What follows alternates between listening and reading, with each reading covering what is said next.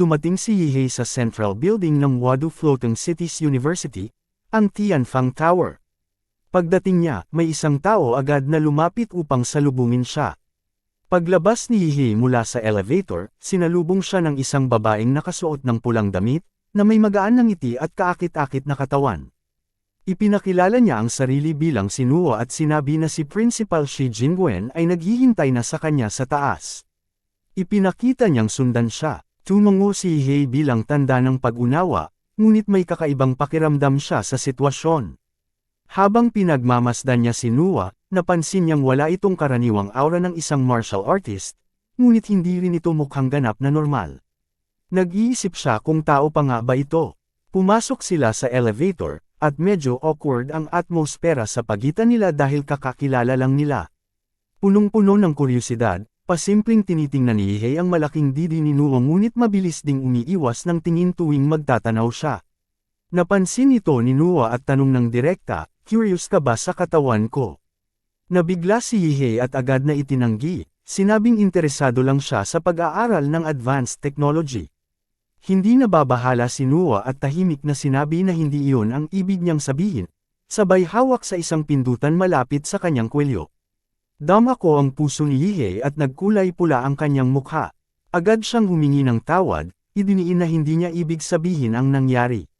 Sa kanyang gulat, binuksan ni Nuo ang kanyang panlabas na kasuotan at ipinakita na ang kanyang katawan ay gawa ng komplikadong makina.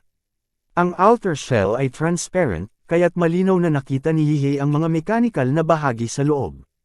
Ipinaliwanag ni Nuo na ang katawan ay isang mass-produced model, na malayo sa katawan ng isang normal na babae. Idinagdag niyang ang ulo lang ang dinisenyo upang magmukhang makatotohanan upang magmukhang mas approachable. Huminga ng maluwag si Yihei, naunawaan ang pagkakaiba. Ipinahayag ang kanyang paghanga sa teknolohiya ng Wadu University, na manghasa kung gaano ito ka-advanced.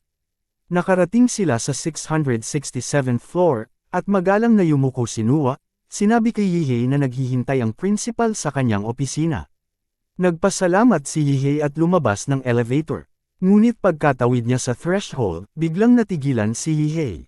Isang matinding shockwave ang tumama sa kanya, at ang kanyang isipan ay napuno ng magulong mga imahe, parang ang mga pandaman niya ay nalunod sa static. Bumulong siya tungkol sa kakaibang sensasyon habang tila kontrolado ang kanyang lakas. Nahulog siya paatras, ngunit bago pa siya matumba, may isang sofa na dumating mula sa likod at maayos na bumagsak siya dito. Nang muling binuksan ni Yihei ang kanyang mga mata, natagpuan niyang nakaupo na siya sa harap ni Principal Shi Jingwen, na kalmado lang na umiinom ng tsaa. Tinanong siya ng principal kung nakapagpahinga ba siya ng maayos at kung natapos na ba niyang pag-aralan ang Asher Dragon Manual na ibinigay sa kanya. Medyo disorientado pa, naguguluhan si Yihei sa kanyang paligid at nagtanong kung nasaan siya. Nabigla siya nang mapagtanto na nasa opisina ng principal na pala siya. Casual na itinutulak ng principal ang isang tasa ng tsaa patungo sa kanya, ipinaliwanag na ang tsaa ay mula sa isang espesyal na uri na nilikha ng Research Institute sa isang lihim na daigdig. Binanggit ng principal na may kakaibang lasa ito at hinikayat si Yihei na subukan ito. Nag-atubili si Yihei, ngunit nagtanong tungkol sa lakas na ginamit ng principal upang dalhin siya rito, nagtatanong kung may kinalaman ito sa espasyo.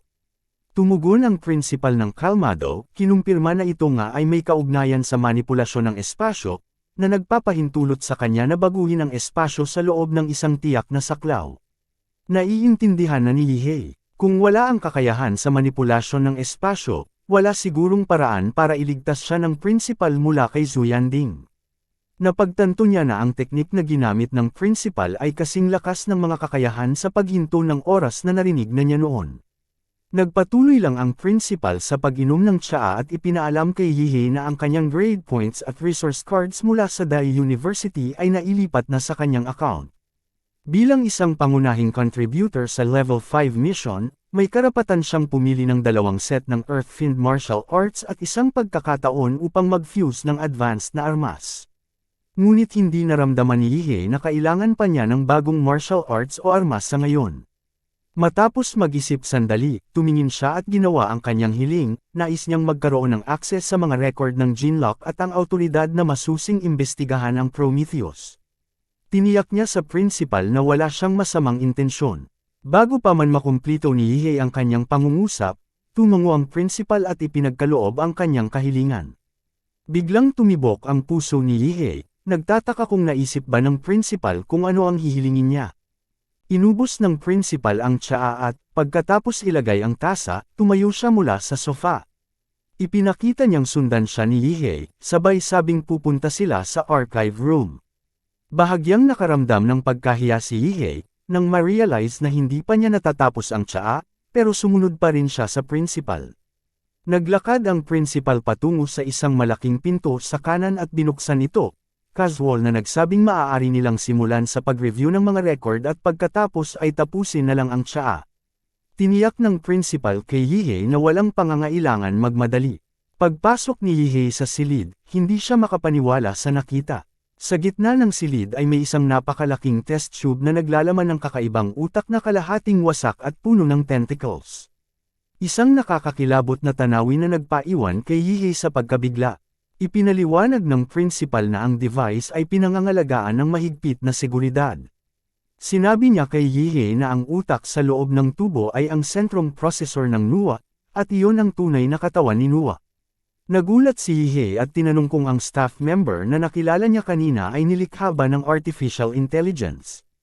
Kinumpirma ito ng principal at idinagdag na ang utak, na dating pag-aari ni Prometheus, ay mula pa noong dekada. Ang pagbanggit kay Prometheus ay nagpalibog sa mga labi ni Yihei. Nagpatuloy ang principal, ipinaliwanag na ang utak ay pag-aari ng pinakaunang sinaunang demonyo na nahuli ng buhay. Napakalakas nito kaya't nagpasya si Prometheus na disektahin ito. Inilarawan ng principal si Prometheus bilang isang taong baliw ngunit labis na makapangyarihan sa kanyang kasikatan, na may lakas ng loob na isagawa ang Eden Garden Project, pumatay ng mga Diyos, at kontrolin ang sangkatauhan. Pumunta ang principal sa isang control panel at nagbigay ng utos. Agad na tumugon si Noah mula sa makina, kinumpirma ang utos ng principal. Pagkatapos, tinanong ng principal si Noah na i-export ang data. Ilang click ang sumunod, at kinuha ng principal ang isang USB drive mula sa output ng makina at ibinigay ito kay Yihei. Ipinaliwanag ng principal na ang USB ay naglalaman ng bahagi ng data ni Noah at maaari niyang tanungin ito ng anumang nais niyang malaman. Bahagyang nanginginig ang kamay ni Yihei habang tinatanggap ang USB. Pakiramdam niya ay parang may binubuksan sa kanyang isipan, at ang bigat ng tiwalang ibinigay sa kanya ng principal ay nakakatakot. Napagtanto niyang ang central machine ni Noah ay nagtataglay ng hindi mabilang na lihim tungkol sa Wado at ang bansang Daxia, at ngayon, ipinagkaloob sa kanya ng principal ang akses sa mga ito. Habang nakatayo at tila naguguluhan sa sitwasyon, napansin ng principal ang pag-aalinlangan ni Yihei. Iniabot niya ng magaan ang USB sa kamay ni Yihei at sinabi, "Huwag ka nang tumayo dyan na parang tulala." Binanggit ng principal na kahit siya ay lumalabag na sa mga alituntunin sa pagdadala ng estudyante sa ganitong klaseng secure na lugar. Isang galaw ng kamay, sinabi ng principal na oras na para umalis. Habang si Yihei ay nag-iisip pa sa bigat ng sandali, napatigil siya at napatanong sa principal, "Talaga bang tinutulungan mo ako upang personal lang na labagin ang mga alituntunin?" Samantala, sa training room ni Xiang Zhenshuang, ang buong katawan nito ay naglalabas ng matinding init, para bang siya ay isang naglalagablab na apoy. Nasa bingit siya ng isang breakthrough, ramdam niyang malapit na siyang makatawid sa bagong level ng lakas. Sa sandali ng kanyang breakthrough, biglang kumislap ang kanyang mga mata ng matalim na liwanag. Nakaramdam siya ng isang napakalakas na tiwala sa sarili. Ang kanyang lakas ay lumagpas na sa dating limitasyon, at naramdaman niyang mas malakas siya kaysa kailanman. Kung ikukumpara ang kanyang sarili noong mga araw na tinatawag siyang school tyrant, ngayon ay mas nararamdaman niyang mas delikado siya. Nagpakawala ng malakas na sigaw si Xiang Zhenshuang, at tumaas ang kanyang momentum. Lumabas siya ng training room, tumatawa ng may pagmamalaki. Pinagmamalaki niyang sa isang semestre pa lang bilang freshman, nalampasan na niya ang mga karaniwang estudyante, at naging katawa-tawa na ang agwat nila. Idineklara niyang maraming klase ng mga henyo. Sa isang magarbong pagswing ng pinto, lumabas siya na may kayabangan, at sinabi, "Ako si Xiang Zhenshuang, at ako ang pinakamalakas." Ngunit bigla itong naputol nang makita niyang nakatayo si Yihei doon. Sa may pang-iinso ito sa mukha, tinanong ni Xiang Zhenshuang, tapos ka na ba? Malinaw ang kontempto niya sa kabilang estudyante habang tinatanong kung si Yihei nga ba ang Yihei na binanggit ni Ouyang Zi, at nagtataka kung anong ginagawa nito sa kanyang pinto. Si Yihei, hindi apektado, ay tiningnan lang si Xiang Zhenshuang nang may parehong nakakabored na ekspresyon na ibinibigay niya sa mga taong kumikilos na parang sila ang sentro ng mundo. Kalmado niyang tinanong, kasama ka ba sa Dragon Blood Society? Pagkatapos, ipinaalam niya kay Xiang Zhenshuang na kung may kailangan siyang gawin, magtungo na lang siya kay Ouyang Zi. Kailangan niyang gamitin ang training room. Biglang sumili ang competitive spirit ni Xiang Zhenshuang. Tumayo ang kanyang mga buhok at ang aura niya ay sumabog ng may kay-abangang nararamdaman. Pinagtawanan niya si Yihei, tinanong kung nagkukunwari itong inosente, at pinaalala ang kanyang reputasyon. Ipinagmalaki niya na siya si Xiang Zhenshuang, ang nagpatamba sa Dragon Blood Society noong nakaraang taon at muntik ng durugan si Ouyang Zi sa proseso. Bago pa man siya makapagtapos sa kanyang pagmamayabang, biglang hinampas siya ni Yihei ng malakas sa mukha. Ang tunog ng sampal ay halos katulad ng mga butong nagkadurog-durog. Napa-atres si Xiang Zhenshuang, ang mga salita niya ay naputol habang pilit na ibinabalik ang kanyang balanse. Ang mukha niya ay twisted sa sakit, ngunit hindi na siya makapagsalita. Nahulog siya sa kanyang mga tuhod, napakaputla, at hindi na makagawa ng kahit anong tunog. Napabuntong hininga lang si Yihei, pumasok sa training room, at simpleng sinabi na kailangan niya ng espasyo. Idinagdag pa niyang dapat nang itigil ni Xiang Zhenshuang ang pagharang sa pinto dahil nakakainis na. Pagkatapos nun, nagdilim ang lahat para kay Xiang Zhenshuang. Ang atake ni Yihei ay naghatid kay Xiang Zhenshuang sa isang koma, at nang magkamalay siya muli, 1 linggo na ang lumipas. Sa loob ng isang tahimik na silid ng cultivation chamber para sa mga estudyanteng may mga special na talento, ang paligid ay puno ng seryosong pakiramdam. Sa mga sandaling ito, ang pagmumukha ni Yihei ay nagpapakita ng excitement, at hindi niya maitatago ang kanyang pananabik. May kalokohan sa kanyang mukha habang paulit-ulit niyang hinahaplos ang kanyang mga kamay, parang ang halimaw sa loob-loob niya ay malapit ng matugunan ang gutom nito. Biglang, maraming makukulay na magic cores ang bumagsak mula sa itaas. Ibinuka ni Yihei ang kanyang mga kamay upang saluhin ang mga ito at tinatangkilik ang sandali. Nakapag-ipon na siya ng maraming monster cores at ginamit ang mga supply mula sa Wado upang makakuha pa ng mas marami, umaasang tataas ang kanyang compatibility. Magdudulot ito sa kanya ng metamorphosis na kung saan ay malalim siyang makakatulog, ngunit makakagawa siya ng malakas na enerhiya. Lubos siyang natuwa na si Nua, ang maliit na electronic maid, ay binuksan ang pinakamalaking silid para sa kanya. Magandang araw, Master, ang sabi ni Nua sa makina nitong boses. Simula nang makuha ni Yihei si Nua, ang Wado ay naging kanyang pribadong teritoryo. Maaari na siyang magbigay ng utos ng walang abala. Excited na sinabi ni Yihei kay Nua na i-activate na ang energy shield ng cultivation room, at ipinahayag niyang handa na siyang magsimula. Sa walang pag-aalinlangan, ay mabilis na kinakain ni Yihei ang mga magic monster cores, habang sa kabilang panig ay patuloy na iniulat ni Nua na ang antas ng enerhiya ay hindi pa rin sapat. Patuloy na nagbigay si Yihei ng monster cores, ngunit paulit-ulit na nagsasabi ang sistema na hindi pa sapat. Natigilan si Yihei sa mga narinig. Napagtanto niyang habang tumataas ang compatibility, mas maraming monster cores ang kailangan at mas mahirap makatawid. Ang mga template na mas mataas ang antas ay nangangailangan ng mas maraming oras para mag-mature, kumonsumo ng maraming resources, at hindi agad nakakakita ng resulta, kaya mabagal ang paglago. Dumaan ang ilang mga oras at biglang nagkaroon ng babala sa screen na may malakas na enerhiya. Binasag ng sistema ang paparating na impormasyon at itinakda ang enerhiya sa pinakamataas. Habang patuloy sa pagkain si Yihei sa mga magic cores, napapaisip si Yihei sa sarili na kahit siya ay nandedaya, kailangan mo pa rin itong gamitin ng matalino. Sa kabila ng lahat, kahit na ang isang cheater na bida ay pwede paring mamatay at pwedeng matalo. Sa sandaling iyon, kumislap ang orasan at ipinakita ang oras, 3 oras, 35 minuto, at 44 na segundo. Ang katawan ni Yihei ay nakabalot sa isang malaking asul na kakon na puno ng matutulis na tinik. Kahit na makapal ang kakon, kitang-kita pa rin siya na nakabitin sa dilim. Ang kanyang mga mata ay naglalagablab ng matinding ambisyon, at sumigaw siya, ukininam, sa wakas. Naniniwala siyang kapag bumukas ang crystal coffin, doon na mag-uumpisa ang pagdating ng Monster King. Samantala, sa kalangitan ng Wado, mas mabigat at mas tense ang pakiramdam kaysa sa karaniwan. Ang Wado University ay nagpapadala ng mga mandirigma upang kunin muli ang mga teritoryong inookupahan ng mga halimaw. Malalaking warships ang dumadaan na parang mga nuclear bombs sa hangin, habang ang punong guro ay naruroon simula pa kaninang madaling araw.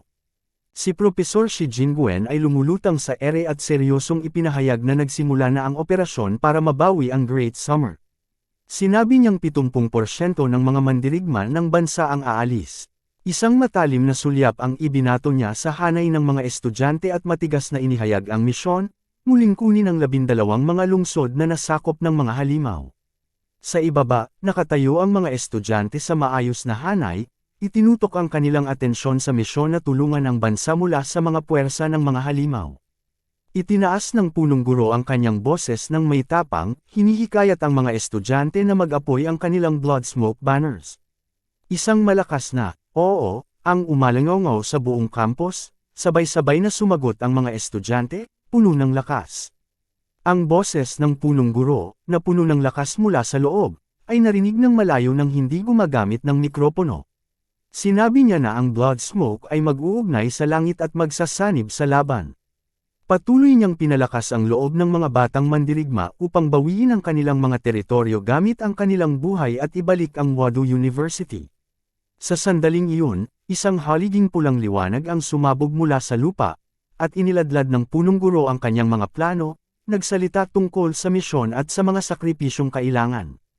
Nagpatuloy siya, binigyang diin na ang pinakamahalagang bagay ay ang makaligtas at makabalik. Tanging sa pamumuhay lamang ay may pag-asa. Ang lakas nila ang magiging pananampalataya sa hinaharap. Ang kanyang mga salita ay parang inukit sa puso ng mga nakikinig.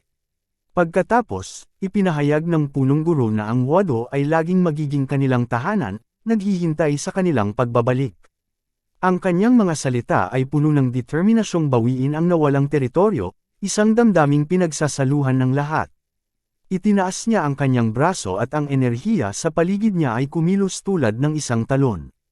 Hinikayat niya ang lahat ng mandirigma ng Wado University na minumpa kasama siya. Habang ikinukuyom niya ang kanyang kamao at sumisigaw, sa ating harapan, walang matigas na kalaban. Ang lahat ng mga estudyante ay sabay-sabay na sumigaw, sa harap natin, wala ni isang kaaway. Ang tunog ng kanilang mga boses ay parang kulog. Samantala, nagsimula nang mag-crack ang kakon ni Yahi. Ang kanyang mga mata ay kasing itim ng bangag na politiko, puno ng misteryo habang hinihintay ang sandali na magiging malakas siya upang makalaya at magbago sa isang bagong anyo. Handa siyang magdulot ng kaguluhan. Ang eksena ay lumipat sa ibang lugar, kung saan ang tunog ng mga yapak ng isang babae ay naririnig sa isang pasilyo. Ang babaeng iyon ay si Yuyan, isang senior manager sa Thunderstrike Bird. Tumugon agad ang dalawang gwardya nang makita siya. Ipinakita niya ang galit sa kanyang mukha habang pinag-uusapan ang mga kamakailang insidente, kabilang ang nakaw na Golden Gin at ang atake sa isang mahalagang base. Kahit na walang pruweba, ang board ay nagduda. Ipinaliwanag ni Yuyan kung paano nakinabang ang Thunderstrike Bird mula sa kalituhan upang palayain ang isang mapanganib na nilalang. Ang nilalang ay isang nabigong eksperimento, ngunit may dala pa rin itong Golden Gin at kaya nitong subaybayan ang nakaw na gin. Tumayo siya sa harap ng isang malawak na lihim na silid na puno ng advanced na teknolohiya. Agad niyang binuksan ang mabigat na pintuan. Sa loob ay isang malaking bronze na mukha. Nang magbukas ang mga ilaw, naging malinaw ang nakakatakot na itsura ng estatwa. Ang mga pulang cable ay dumaan sa ulo nito, at pumasok si Yuyan, agad na nilulo ng ilang mga gamot. Habang ngumunguya siya, ang kanyang mukha ay naging mabagsik, at tumawa siya ng malupit, handa nang ipakita sa mundo ang kanyang kabang-isang dala. Sa kabilang banda, ang stealth fighter jet ay dumaan sa kalawakan, dumadanas ng bilis na parang multo, halos hindi matutukoy. Sa loob ng cockpit, si -1 ay mahigpit na nakakadena sa dalawang patong ng mga restriction. Ang kanyang ulo ay nakatali, at ang buong katawan niya ay nakapako sa malamig na steel coffin. Ang kanyang bibig ay deformed, at ang kanyang mga gilagid ay nakalantad sa isang twist ng ngiti na may matutulis na dilaw ng ngipin. Mula sa kanyang bibig, lumabas ang isang magaspang na boses na nag-utos, "Patuloy lang.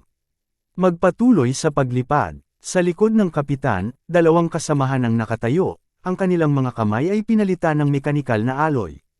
Ang isa sa kanila ay nagsulot at nagulat, "Kapitan, tinuturo ng hunting dog ang direksyon.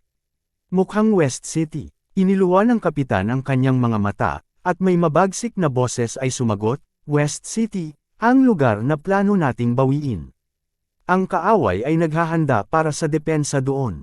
Sumagot ang mga kasamahan ng may kumpiyansa, tinitiyak na kaya nilang hawakan ang anumang kalaban maliban na lang kung makatagpo sila ng isang top-tier na mandirigma. Buo ang kanilang tiwala sa kakayahan ng kanilang leader. Ngunit bigla, nagsalita ang kapitan ng isang banyagang salita at nagbigay ng utos sa kanyang relo. "Eve, simulan ng i-jam ang signal ng eroplano, pasukin ang control system, at i-activate ang autopilot." Sumagot ang boses ng device, isang mekanikal na babae, "As you wish executor." Ngayon din. Ilang segundo lang, nagsimula ng mag-wobble ang jet, bumababa ang bilis nito at mabilis na nanginginig, parang malapit ng masira. Sumigaw ang piloto, wala ng kontrol ang eroplano. Ngunit bago pa sila makapagsalita, bigla ang pagsabog sa kanilang mga leeg na nagdulot ng dugo habang ang kanilang mga leeg ay napunit. Nagpakita ang anino ng kapitan sa likod nila at tinapos sila ng mabilis. Ang kanyang mga mata ay kumikislap ng malamig na puot. Pinunasan ng kapitan ng dugo mula sa kanyang kamay na alloy at tumingin sa kanyang mga kasamahan na nakapako dahil sa combat restraints. Ang isa sa kanila, na nanginginig pa, ay nagtanong, "Kapitan, kailan ka naging traidor?" Mabilis na lumingon ang kapitan, ang mukha ay puno ng galit. "Mali kayo, hindi ako kailanman naging bahagi ng Thunder Laser Bird. Walang pagkakanulo dito, gagawin ko ang gusto ko." Pagkatapos ay tinapos niya ang buhay ng kanyang mga kasamahan, piniga ang kanilang mga lalamunan na parang isang lata. Habang ang kapitan ay nasisiyahan sa walang awa nitong pagpatay, ang bilanggo sa kabilang bahagi ay biglang tumawa, ukininam, nalinas na lahat, "Ha!" Lumipat ang tingin ng kapitan kay -1, na nakakulong sa isang bronze statue-like mass. Si -1, isang nakakatakot na nilalang na may tuyong balat, ay dinilaan ang kanyang mga labi at humiling, "Bigyan mo ako ng dugo, nauuhaw ako." Ang kapitan ay kinuha ang isang puso mula sa patay na kasamahan, at tiningnan ito na parang isang bagay na produkto.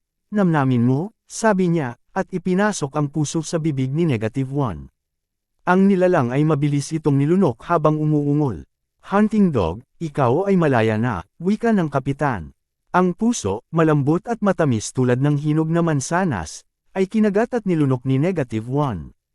Ibinangon niya ang dila niya, tila hindi natuwa sa lasa, at bumulong, "Hindi pa sapat.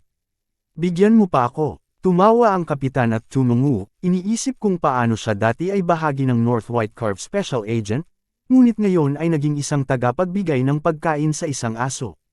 Tinitigan niya ang mga katawan ng kanyang mga kasamahan, habang si -1, na gutom pa rin, ay dinilaan ang kanyang mga labi. "Ano ang gusto mong gawin ko?" tanong ni -1. Sagot ng kapitan, "Wala kang kailangang gawin. Ipakita mo lang ang galit mo sa Sia Nation." Kinuha nila ang mga nawalang lungsod, at ayaw ng North White Curve na mangyari iyon. Sa mga sandaling ito ay binubuksan ng kapitan ng cabin door, at pumasok ang malupit na hangin, ngunit hindi gumalaw ang Steelman. "Kailangan ko nang umalis, Anya. Kung maghihintay pa ako sa iyo, baka mapunit din ako. Isipin mo na lang ang mga patay na Grandmasters. Ang iyong unang pagkain matapos ang maraming taon ng pagkakakulong." Ibinagsak ng kapitan ang kanyang tinapong sigarilyo sa hangin at tumalon palabas ng cabin. Sa ibaba, naghihintay ang isa pang stealth fighter jet upang sunduin siya. Si -1, na ipinagbabawal mula sa pag-absorb ng anumang enerhiya, ay nagsimulang magbalik ng lakas habang ang dugo ay muling bumabalik sa kanyang mukha. Ang coffee na matagal na tahimik ay nagsimulang mag-ugong. Dati ay isang scavenger dog, ngayon ay isang mabagsik na aso, malaya at handang sirain ang lahat, handang lemunin ang lahat ng bagay. Nagsimulang mag-vibrate ang mga steel spikes sa paligid ng kanyang cage, tila malapit ng sumabog. Pagkatapos, ang mga spike ay tumilapon na parang mga bala, dala ang mga piraso ng laman at utak. Ang mga spike ay nag-bounce sa loob ng aircraft, tumama sa mga lock points ng coffin, at nagdulot ng mga bitik. Mula sa dilim ng bakal na libingan, isang payat at hindi maayos na anyo ang nagsimulang umusad. Ang fighter jet ay tumutok patungong West City at mula dito ay ipinakita ang tunay na anyo ng halimaw. Isang dambuhalang katawan na may mga limbs na tuyo at manipis tulad ng mga buto ng bato at isang ulo na walang bungo, tanging ang nakalantad na utak na may mga wrinkles. Nakangiti siya ng malupit habang mahinang sinasabi sa sarili na, kailangan kong ma-absorb ang Golden Gene muna, kumpletuhin ang aking transformation, at maging Diyos. Tingnan natin kung sino ang maglalakas loob na tawagin akong aso. Ang eksena ay lumipat sa West City, kung saan ang mga aircraft na may rapid response teams ay dumadaan patungo sa lungsod. Ang warship ng Empire ay nangunguna at nagbigay ng utos na iatras ang mga puwersa mula sa bombing zone upang makapagbigay ang warship ng atake at mahanap ang mga halimaw sa loob ng lungsod. Nang ang mga puwersa ay umatras, isang vanguard na pinangunahan ng isang Grandmaster ang nagsimulang magtungo sa core ng kaaway upang magsagawa ng decapitation mission. Ang mga missile na inilunsad mula sa warship ay naging mga meteor shower na bumagsak sa kalangitan at damapo sa lungsod. Samantala, isang hindi nakikitang fighter jet ang dumadaan sa mga ulap at pumasok sa loob ng West City's Inner District, subalit sa itaas, isang dambuhalang ibon na may 6 na mata ang dumaan at kumapit ang mga kuko nito sa jet na parang isang mandaragit. Binutis ng ibon ang bubong ng jet ngunit nang buksan nila, wala ni isang piloto, puro dugo lang. Ang nilalang ay nakaramdam ng isang nakakatakot na lakas na papalapit, kaya't ito ay nag-alis ng pansin at nagulat. Bago pa ito makaintindi, si -1, na hindi na isang patay na katawan, ay nagpakita na parang multo. Nakangiti siya ng masama at ipinakita ang kanyang mga dilaw at itim na ngipin habang sinabing, subukan natin ang ibang pagkain. Mabilis na inatras niya ang kanyang kamay at inihugis ang mga daliri niya sa isang matalim na hugis, parang talam. Sa isang iglap, ang kanyang kaliwang kamay ay dumiretso at tumagos sa likod ng leeg ng ibon. Ang itim na dugo ay sumabog na parang fountain, tinatamaan ang mukha ni -1. Ang braso na tumagos ay agad nahati sa maraming itim at pulang mga tentacles, parang mga ahas, na gumagapang sa mga katawan at mga ugat ng ibon, kinokontrol ang buong katawan nito. Walang oras ang ibon na makagawa ng tunog. Ang buong katawan nito ay nauubos, at tanging ang manipis at natuyong balat na lang ang natira. Ang katawan ng Thunderbird ay nakabitin sa ere, mahigpit na nakapaloob sa mga tentacles. Mula sa likod ni -1, ang malalaking pakpak ng demonyo ay bumukas. Mabagal siyang kumilos palabas mula sa pinatuyong katawan ng nilalang. Tumayo siya sa hangin, iniunat ang kanyang mga braso, ang kanyang likod ay nakaharap sa araw. Matagumpay niyang nahulog ang kanyang dating anyo at lumitaw sa isang bagong form, at ang dati niyang exposed na utak ay ngayon ligtas na nakapaloob. Sa ilalim ng kanyang balat, maraming nilalang ang gumagalaw. Ang kanyang 6 na bagong mata ay patuloy na umiikot habang tinitingnan niya ang West City. Dahil sa labis na kasabikan, sumisigaw siya, tunay ng mayaman ang genetic ecosystem dito. Dagdag pa niya, dito, maghihilom ang aking mga sugat ng 100%. Ito ang pinakamagandang buffet, wika niya, sabay tawa ng malupit. Hanggang dito na muna magtatapos ang ating kwento para sa araw na ito. Maraming salamat sa inyong panunood. Huwag kalimutan i-click ang subscribe button at i-on ang notification bell para hindi ninyo ma-miss ang mga updates. Babalik ako bukas para sa isa pang exciting na episode. Hanggang sa muli, ingat kayo at tandaan, ang kaban ng bayan ay kailangan bantayan, o ang kinabukasan natin ay pupulutin sa kangkungan.